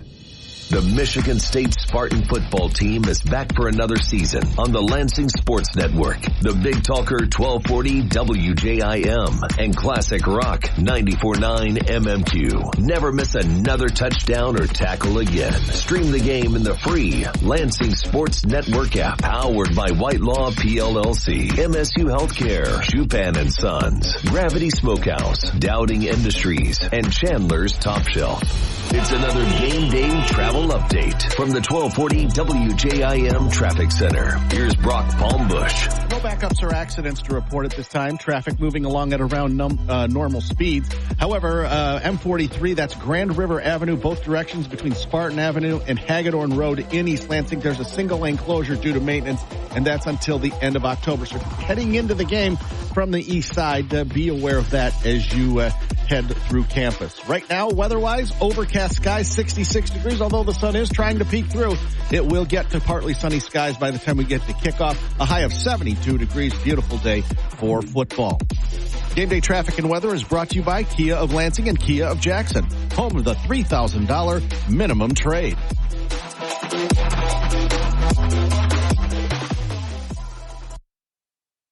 This is the Whitelaw PLLC Tailgate Show on the Lansing Sports Network, the Big Talker 1240 WJIM, and Classic Rock 94.9 MMQ. With your hosts, the Dean of Sports, Tim Staudt, and offensive-minded host, Beanie Howell. Powered by Whitelaw PLLC. Now from FanFest at the Stadium in the Price Right RV Studios. This is the Whitelaw PLLC Tailgate Show.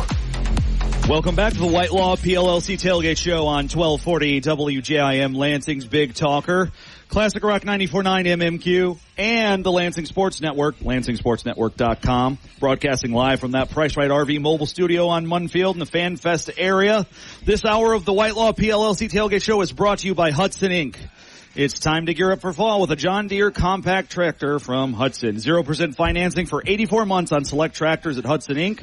Hudson Inc. has 19 locations in Michigan, including 4 here in the Lansing area, in Charlotte, Mason, Portland, and Williamston. Visit Hudson Inc. online at HudsonInc.com. All right, Tim, I know you've only got a few minutes left with us before you go rub elbows with the high society types. I'm not bitter, but I'm just saying maybe you could give me an invite sometime. That'd be nice. Just throw me a bone here. I know I haven't been here for 50 years, but I think we're in the same tax bracket, so we both work here, right? So far, but. All right, here's what I wanted to get to you. I have the stat of the game here, and we've got a little production value for that, but it's right up your alley. It's the kind of thing that is, it's a Tim Staudt special, let's put it that way. And Brock, I'm having issues with the board here with the hotkey, so maybe you, Brock, could hit that hotkey for me that says stat of the game right now.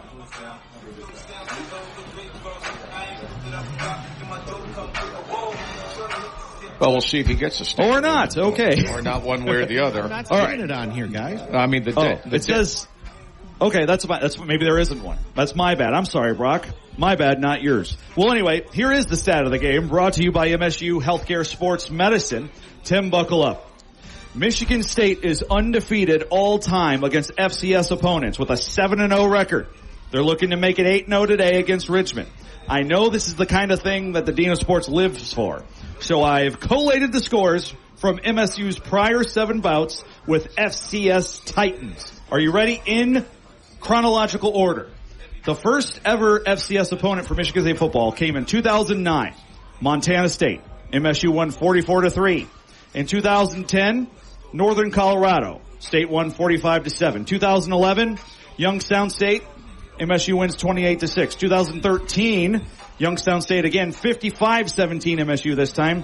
2014, Jacksonville State came to town, and MSU rolled 45-7. Then in 2016 was the weird one. That was obviously an awful year following up the playoff year. They went 3-9, and they struggled with Furman before pulling away late, 28-13.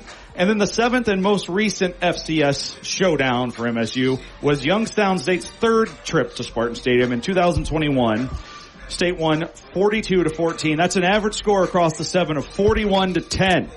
The stat of the game has been brought to you by MSU Healthcare Sports Medicine. MSU Healthcare Sports Medicine is the official healthcare provider of MSU student athletes and you. That'll be the score today, 41-10, just like all the previous 7 average. Solari says on Twitter this morning that he found a line that says State's a 29.5-point favorite. So if they win, really, there is a line somewhere. He doesn't. I don't see where he attributes it to, but he says they're a 29.5-point favorite. And by the way, I'll take State. But nonetheless, if they do win 41-10, that's 31, so they cover. Youngstown State is at Ohio State today. They were 7-7. But it's 28-7 Ohio State with 2 minutes to go in the half. Colorado 10-0 over Nebraska. That's probably enough, don't you think? Can Nebraska score 10 points in a half? I doubt it. They say the quarterback for Nebraska, Shedeur Sanders, he's limping around a bit. They hit him hard. He's still in the game, but he's been limping around. I got more on that game than I do on this one because that game is more of a national game than this one is, but it changes next week. Did you watch Washington play Boise at all last week? Yes, and I think they could have scored 100 if they wanted. They could have, but they started slow, and I think defensively, if you're going to go after, I don't want to sit in the state coaches meeting Sunday night to figure out a game plan.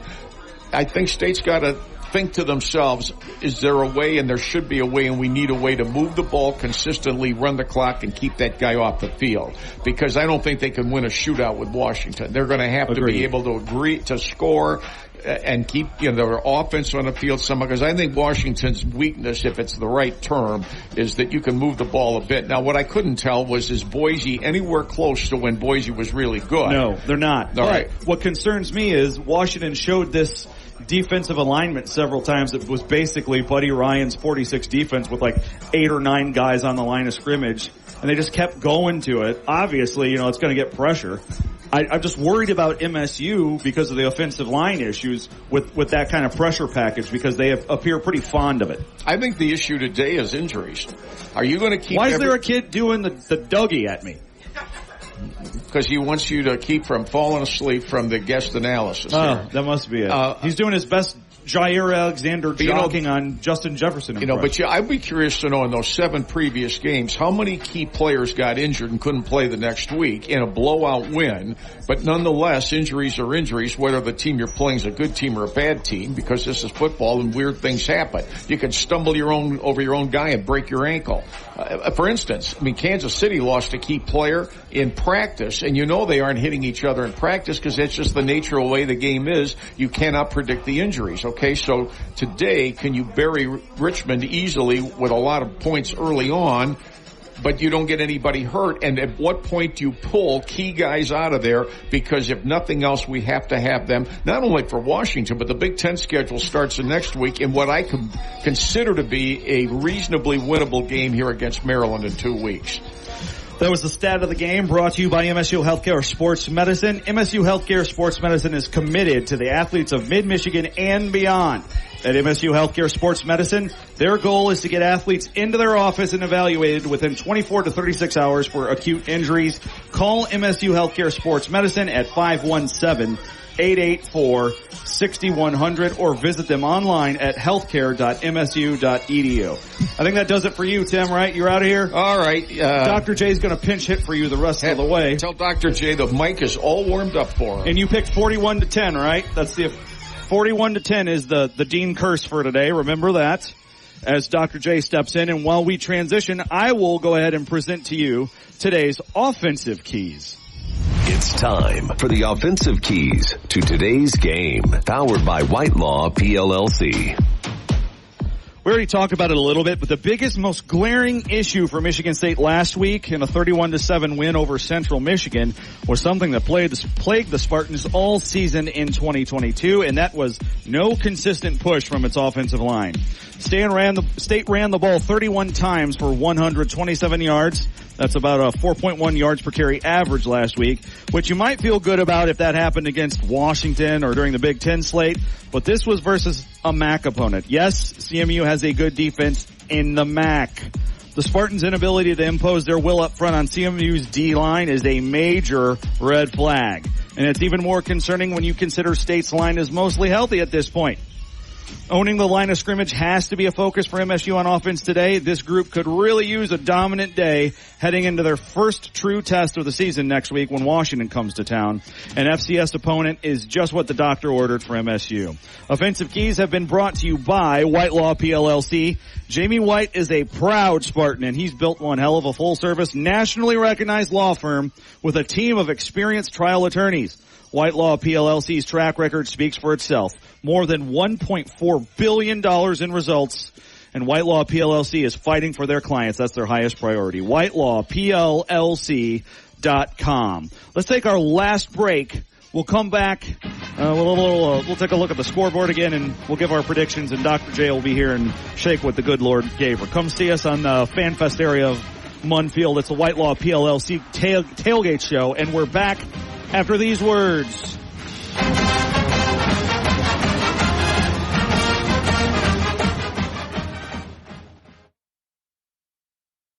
Open the Lansing Sports Network app and voice your sports opinions now. More from the Whitelaw PLLC Tailgate Show next.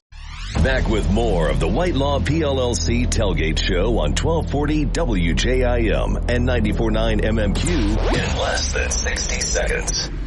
The Michigan State Spartan football team is back for another season on the Lansing Sports Network, the Big Talker 1240 WJIM, and Classic Rock 94.9 MMQ. Never miss another touchdown or tackle again. Stream the game in the free Lansing Sports Network app, powered by Whitelaw PLLC, MSU Healthcare, Chupan & Sons, Gravity Smokehouse, Doubting Industries, and Chandler's Top Shelf. It's another game day travel update from the 1240 WJIM Traffic Center. Here's Brock Palmbush. No backups or accidents to report at this time. Traffic moving along at around normal speed. You're coming in from the east side, from the Detroit area or southeast Michigan. Westbound 96 between Weberville and Williamston. There is a shoulder closure due to maintenance. That's until next week. Also, westbound Grand River in East Lansing between Spartan Avenue and Hagedorn Road, single lane closure due to maintenance. That's until the end of October. Taking a look at your weather, overcast skies, 66 degrees. Again, the sun is just trying to peek through. It is going to get to be partly sunny. Right now it's 66. By the time we get to game time, it'll be 72 degrees. A nice day for football in early to mid-September. Game day traffic and weather brought to you by Kia of Lansing and Kia of Jackson, home of the $3,000 minimum trade.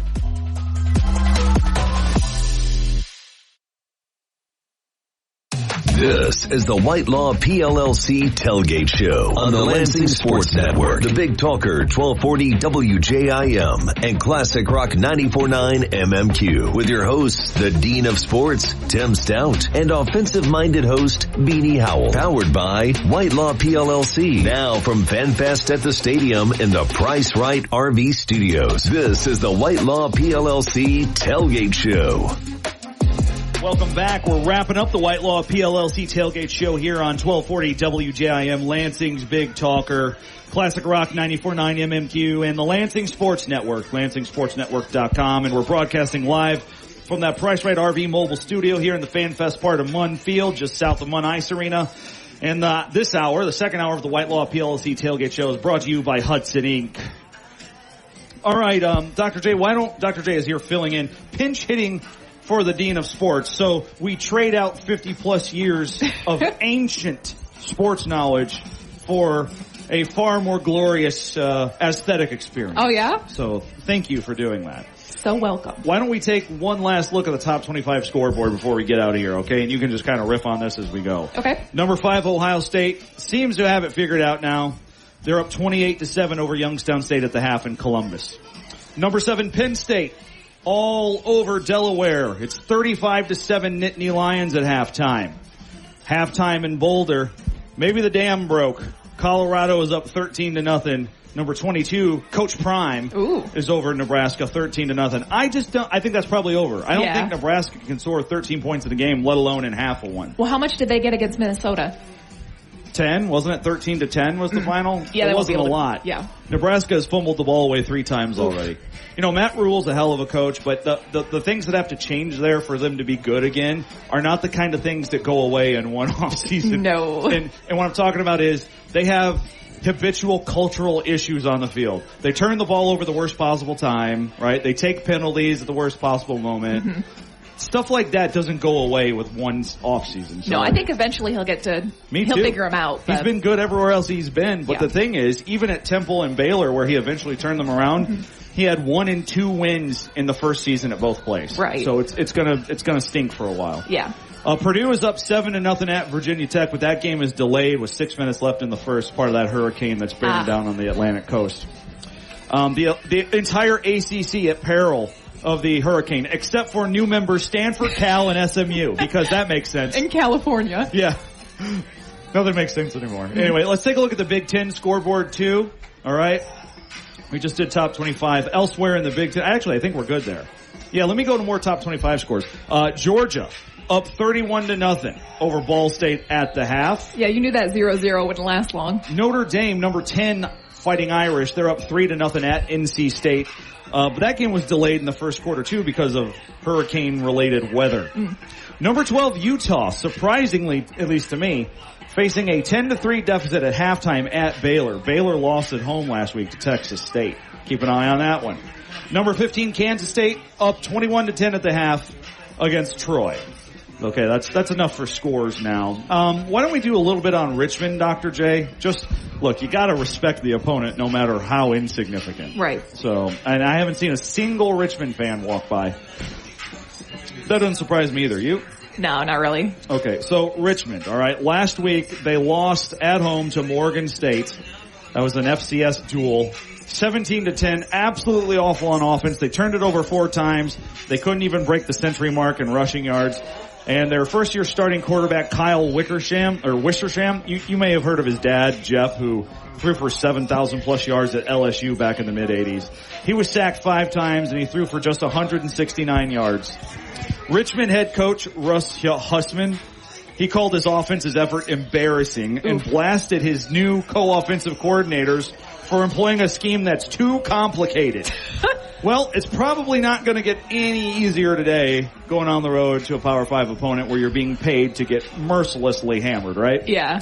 Yeah. I don't know, again, I think today is just about getting out alive without any injuries and getting your offensive line a little bit of confidence going into next week. Yeah. I don't know if there's a lot more to talk about beyond that for Richmond. By the way, the Spiders, about a half hour ago, we talked to MSU President Teresa Woodruff, and she mentioned that the Richmond Spiders mascot is a haunting sight. I have Googled it. Can confirm. Oh, I haven't seen it yet. Do you still have it pulled up? It's an anthropomorphic spider named Webster. Webster. And it's spelled W-E-B-S-T, capital U, capital R. Get it? Like University of Richmond? Yeah. Webster. So cute. Okay, Google it. It is a haunting image. You should do that on your own as long as you're not driving. And speaking of driving, if you're heading in, you should hurry today.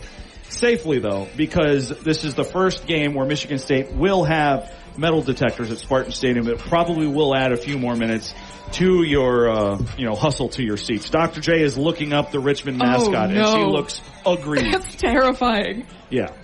Why is he red? Well, their colors are they red? Blue and red, I think, or purple and red. It would somehow be better if he was purple. I don't know. Well, look, they're the only team in college sports that uses the mascot spiders, so it's unique. It's just they got to do a better job. They got to make the mascot more lovable and less terrifying. Not good for marketing. Oh my goodness. One last thing to talk about, I think, before we get out today. Conference realignment comes up all the time. Did you see this, Dr. J? Yesterday, this is a fascinating story to me. Yesterday, Oregon State and Washington State, otherwise known as the Pac-2, because that's all that's left. Oh no. Have filed a lawsuit to stop the Pac-12 from holding a board meeting this week because they suspect in said board meeting the other 10 schools would vote to dissolve the Pac-12 and divvy up its assets. Oh. Now here's the thing. I'm not a lawyer by any means at all. But I think Washington State and Oregon State have a point because according to the Pac-12's own bylaws, and you can find these online, when a member school even announces that it's leaving the conference, it surrenders its vote in board matters. So how can they have a board meeting and vote to divvy up what's left of the Pac-12 when they've already announced they're leaving and therefore, according to their own laws, don't have the authority to do that. I see why Oregon State and Washington State are trying to stop that. Yeah, they can't. They should be the only ones with a vote. Yeah, they want to protect as much of the assets as possible, right? Because they're left out on an island. Oh, they're going to be in trouble, yeah.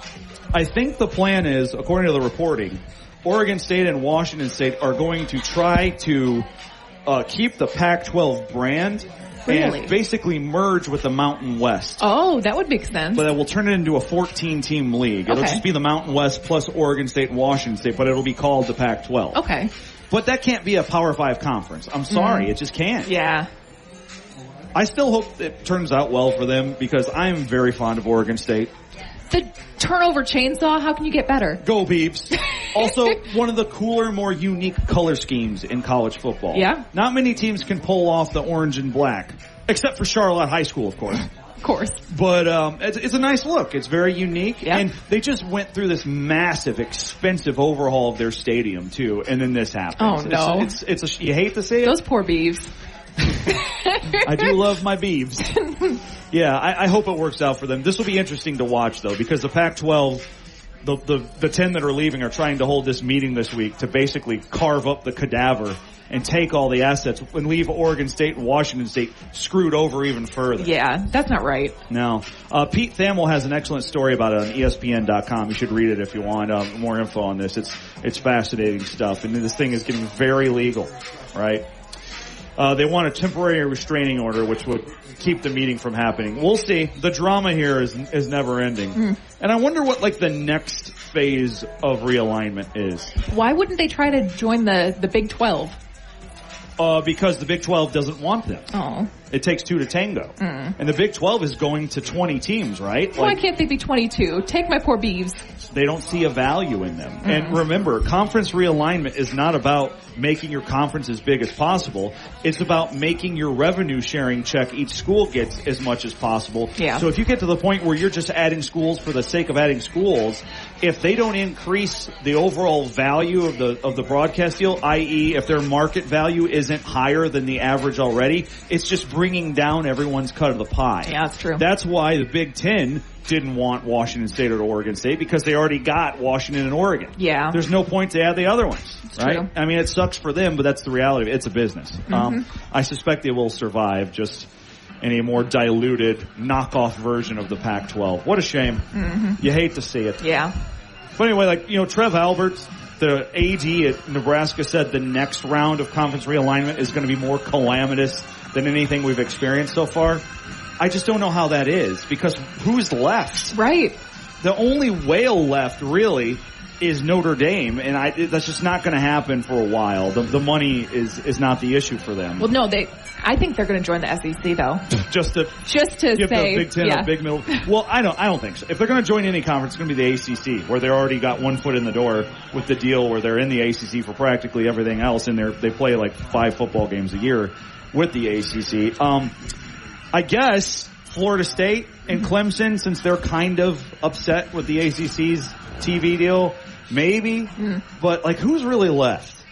Unless we start poaching other ensconced teams, right? Yeah. But I don't see an SEC school joining the Big Ten. Why would you want for example. to? Yeah. What if the Big Ten got Alabama? Ooh. Yeah, I just don't. I don't see that happening. But hey, who knows? 14 months ago, if you had told me the Big Ten would have footholds in every single state on the continental Pacific coast of the United States, I would say that's absolutely nuts. Doesn't make sense. And then if you had told me the ACC, Atlantic Coast Conference, would have teams in California and Texas, I would say, what are we doing anymore? Do you think Texas Tech would leave the SEC because they're Texas in the Big 12? They're in the Big 12. Okay, what are the teams that left to get away from the other in-state teams? Texas A&M originally left the Big 12 to get away from Texas. Would Texas A&M come to the Big 10 to get away from them again? Maybe. The only conference that would make sense is the Big 10, because it's the only one that pays more. Yeah. I don't know. That would be you're saying how Notre Dame would not choose the Big 10 when joining a conference elsewhere, just to give one final middle finger to the Big 10. I could see Texas A&M doing that. They're like, come on, we tried to get away from you. I'm leaving again. Bye. That would be pretty baller. I don't know. I mean, would the Big 10 want them? Why not? I think probably because that's, believe it or not, it's a Texas market. That is one of the most lucrative college football programs. Yeah. I know they don't do anything on the field, although Jimbo, he went and hired Bobby Petrino, the most controversial guy in all of college football probably, and it looks like it's working so far. Texas A&M has awesome receivers, including Muhsin Muhammad's kid. Good job keeping that legacy guy in town, guys. What the hell? Anyway, that'll do it for the Whitelaw PLLC Tailgate Show here on 1240 WJIM and Classic Rock 94.9 MMQ, the Lansing Sports Network. Want to say one last thanks to all of our sponsors, who are, of course, Whitelaw PLLC, Hudson Inc., Kia of Lansing and Kia of Jackson, Price Right RV, MSU Healthcare Sports Medicine, Doubting Industries, Schupan & Sons Recycling Industrial Services, Gravity Smokehouse, Chandler's Top Shelf, A to Z Gutters, Alumni Hall, B&M Trailer Sales, Meat on the West Side, Jersey Mike Stubbs of Okemos, Pizza House, and Gazelle Wealth Management. Thanks also to the Dean of Sports, Tim Staudt, Dr. J, Jessica Gibbons, and Brock Palmbush for their help today. We'll be back next week. The Whitelaw PLLC Tailgate Show returns Saturday, September 15th as the Spartans look for revenge against the 8th-ranked Washington Huskies and their Heisman contender quarterback, Michael Penix. We'll take the air here on 1240 and Classic Rock 94.9 MMQ at 1:30, taking up to Spartan Media Network pregame coverage at 3:30. Kickoff is at 5. But today, it's all about Richmond. So until then, for Tim Staudt, for Dr. J, for Brock Palmbush, and everyone here at the Whitelaw PLLC Tailgate Show, I'm Beanie. Go Green.